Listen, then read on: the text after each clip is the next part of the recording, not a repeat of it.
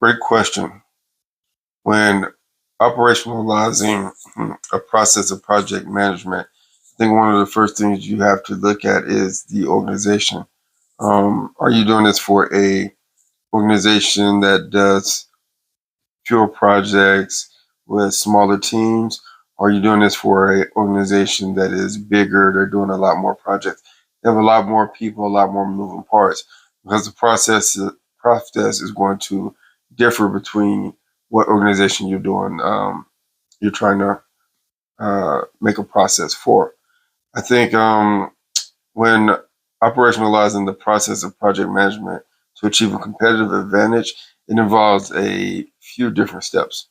One of the first steps is you have to define a clear objective.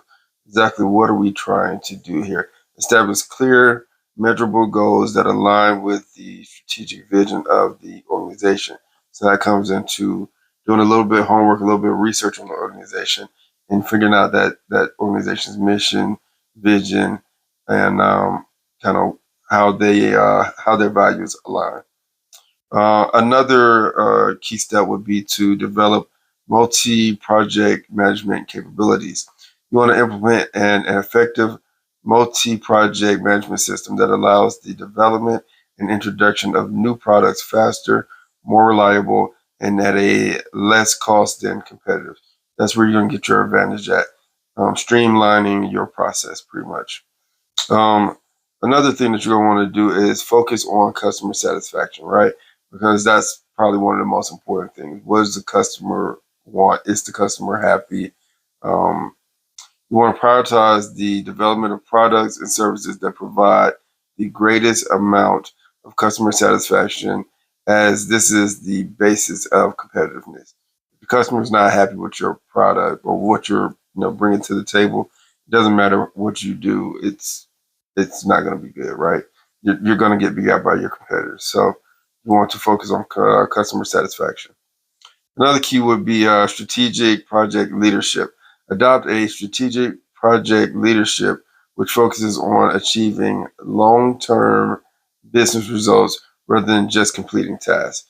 Because you want to focus on the big picture versus just the smaller picture, just the one little task, right? Because we're doing a whole project. Another key would be to implement best practices. Utilize the best practices in operational project management, such as streamlining workforces, implementing new technologies, and improving product quality to reduce costs and increase effectiveness.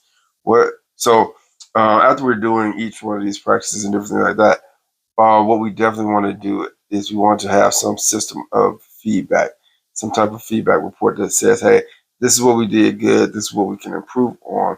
And you want to utilize that feedback when developing your process so that you're utilizing some of your best assets or some of the best things that you do, but you also want to address some of your weaknesses or your downfalls. You want to address that in a way to help alleviate that or mitigate that.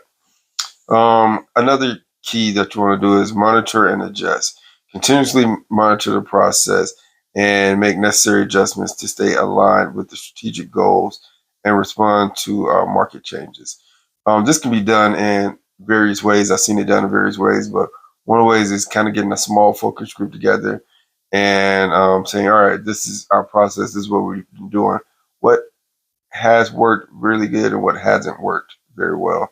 And you want to utilize that to continuously update your process.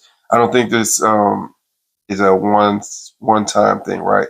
You don't get together one time, you don't build a process, implement it, and then turn around and that's just it.